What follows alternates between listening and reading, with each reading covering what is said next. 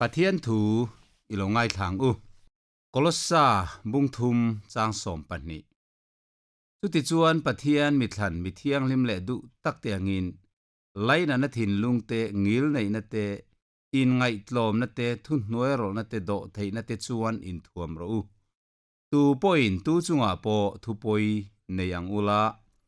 in do tonin in ngaihdam ton ula lalpa chuan angaidam chuang tak khan ngaihdam ve ro u hini sela tin chanchin tha ma thai bung som le pariat chang som thum le panga ilo ngai thale ngal te ang mitinin thinlung taka in unau te in ngaihdam lo chuan kapa vanami poin chutiang bokin in chunga ati ve ang atia Pathian e thu thiang lim kan chiar te kan zatan mal som ro se amen tun tuma kan thu pui tur chu ngaihdam ula ngaihdamin in omang ti ani donani la ngaihdamna thil ti theina le ngaihdamna hlutzia hi kan chhun ngai lo po ani mai theya zainai hian inom na hmun atang thevin ngun takin lo ngaithla ulangin mi ngaihdam na dong tu ni ai chuan angaidam tu ni hi aro pui zok ani ti chuan lali so Krista ngei po hian he khovela alo kal lai khan ngaihdam na poimo zia aron zirtira mitinina thinlung takain unau te in ngaihdam lo ani ngai chuanin nang ni po ngaihdam in ni big don lo ani ti kha ahril ani tin tirko pola ngei poin in ngaihdam ton turin min lo zirtir boka mathai bung ruk chang som palia lali suan mi an bo chiat te in ngaihdam chuan in pa vanamin angaidam veng cheu nima selami te in ngaihdam si lo chuan in pa in bo chiat te angaidam bik lovang alo ti ani apoi mo hle mai kan nunina kan mamawh ber mai chumi sual kan ni awang hianin sual ngaihdam na dong tu ni hi kan mamawh em mai unau du tak te u lal Isu Krista chuan he khovela mihringa lo changin eden bo chiana suala kan thi to nu chan chua kan ni le theina turin sual konga thi to kan ni lain sual wanga Pathian tin urna tuar tur kan ni lain kan tuar ai chumin tuar saka chuan chu Isu Krista kan thi ai a thi na le kan tor ai min tor sakna zara sual ngaihdam na fam kim chu kan chang thei ta a lali Isu Krista khovela lokal khan ronga bol na renga misual te dam lo te ati dam donin asim tir don khan sual ngaihdam na thu apuan sak masathin ani he sual ngaihdam ni in riat na hian Pathian na lom na ro pui tak le sual sim thei na thil ti thei na te po akeng tela tin dam lo te tan dam na po akeng tel bok ani sual ngaihdam ni in riat na hi avaro pui tak em Pathian in min ngaihdam thei to lo wang ati rin na awanga ril ru are thei zia te mang an thei zia te avarap thak em amaro chu nau du tak zaina hian ngaihdam na thin lung kan nei theina tur chuan Pathian in min ngaihdam na ro pui zia kan riat chu amasak angai thin ani tin he ngaihdam na hian thil ati thei em maya tharum tho na ai poin mel ma hnehna ta na man ro tangkai ber ani zok ani lali so Krista chuan kan mel ma te chu ngaihdam ve satlia mai po ni lovin mangai turin ngaihdama mangai turin min duani rum khachula Isu Krista khovela lokal khan te khin thu aron soya mà thai bung som le paria chang som ni le pathuma chumia wang chuan van ram chu lalber tuemo a boy te ne na sum chan chin ti fel tum nen chuan te khinani tin han ti fel tran chuan mi pakhat talen sing khat ba an nen anon ruaya tin pek tur nei lo wangin a pu chuan ama nen anu pui nen a fa te nen an nei zong zong nen khala rul tur thua pe a chuti chuan boy chuan ka pu ka chunga za ngai ri la a zain ka pe ve kang che ti in bokupin chi ba ya bu ka ti chuan chu boy pu chuan a khongai ta em a thla a bat chu ngaihdam ta nima sela chu boy chu kal chua ka boy pui te zinga pakhat aduli zaba avamua tin amana ibat kha mi pero ti in a roka areka chuti chuan a boy pui chu abok khu pa ka chunga za ngai ri la kala peng se tin ngen chiama nima se adu lova bat chu tlang ma la uzong tan ina avakhung ta ati chuti chuan a boy pui te chuan athil ti chu an muin an lungai ema athil ti zong zong chu an pu an va hil ta ni ati ani kha chu vele pu chuan ani chu kova hnehna boy sual midil chiama wang khani bat zong zong kha ka ngaidam che nia ka khongai chang khan nang point I boy pui chi khongai ve tur ani lom ni ati ina pu chu thinur ta abat zong zong chu tlak ma lo zong ngai sa tu te nen a petani ti thu asoi ani hei hian zirlai ro pui tak min zirtir ani laliso Krista chu khovela lo kalin kan sual na zong zong te min ngaidamin bat na le kha thu pe ka zia kan chungo min do dal thina po chu min thai bo sak towa min ngaidam towa chuan Isu Kristan min ngaidam ang bok khan kan chunga thil ti sual tu te chu ngaidam ve turin min be se ni chu wangin trong trai dan min zirti na po khan kan chunga thil ti sual tu te kan ngaidam angin nang poim kan thil ti sual te ngaidam ang che ti te in min zirti ra kan chunga hian mi hring kan nia wangin thil ti sual thei kan nia kan chunga min thil an ti sual fo bok thin ani tin mi chunga te po thil kan ti sual fo boka amai ro chu kan lo sual ani poi ngaihdam kan in dil ani chuan kan in ngaihdam tur aloni chu ngaihdamna chuan Pathian atiloma tin chu ngaihdamna chu Pathian thin lung kan trom puina po ani then kha chuan kan chunga thil ti sual tu te kan holen lawa kan ngaihdam thei lo chu chuan nuna hisel na chia lim lo na thena mi huat na thin lung re thei lo kan pai tlat na chuan tharau thiang lim kan don na tur zong zong po min dal theya apoi em ani rum khat chu hei le khabu pakhata chuanin America Independent World Like Han Pennsylvania mi pakhat Wilman a chan chin kachiara an kho pastor Peter Miller antia kha a hotlat maya musit takin adeu so vel thinani Peter Miller atan chuan ator hlelom em maya ni ma sela angoi mai maya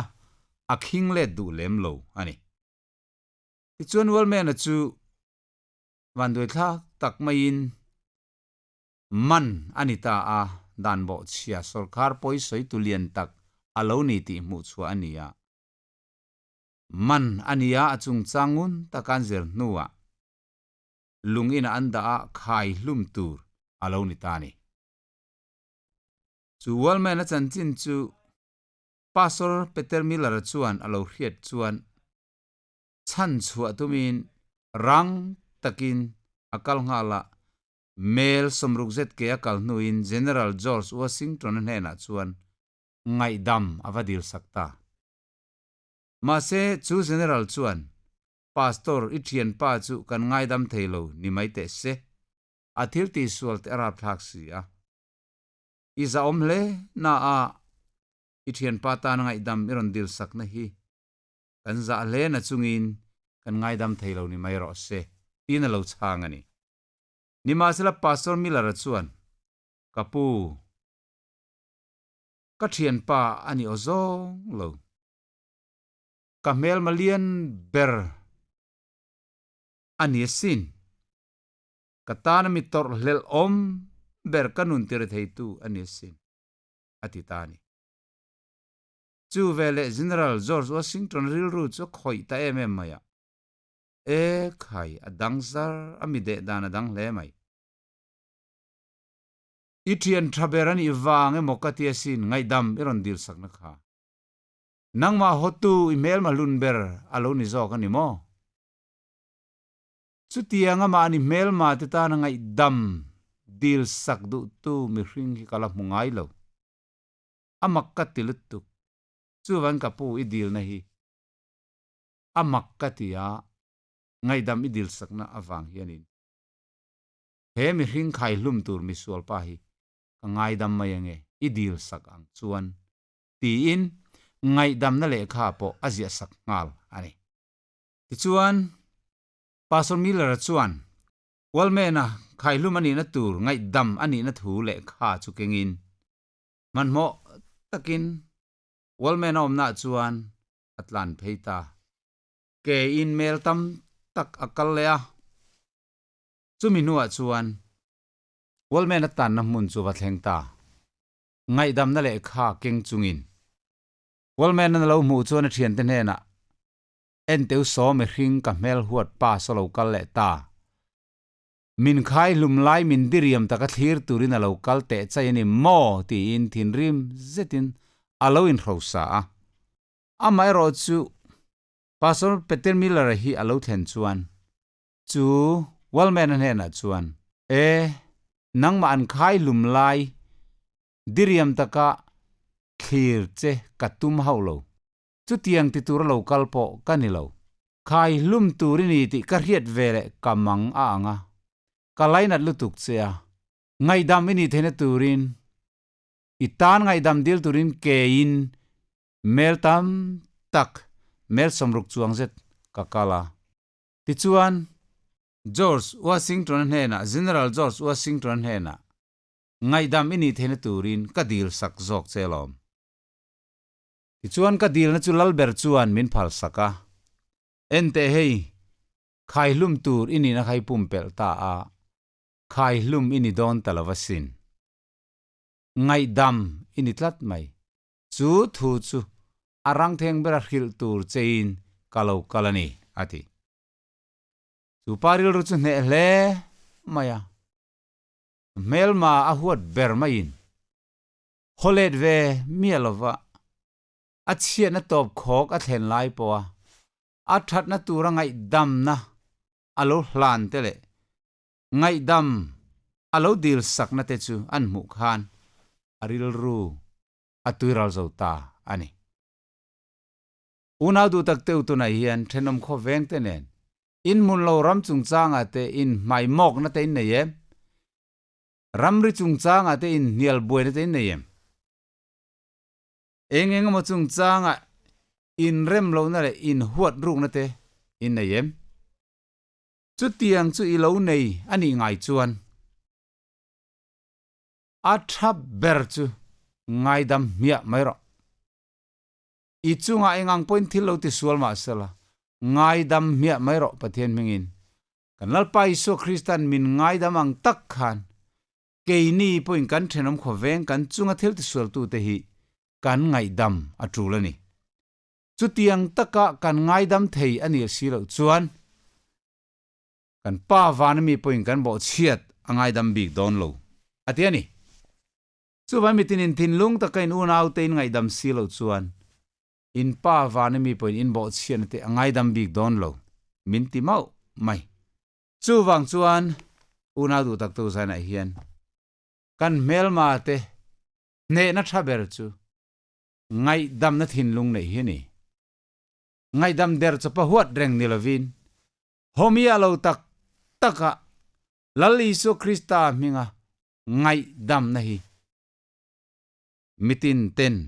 an lo mamoni adong tu tan mal som na ania adong tu tan limna le lom na ani ang bokin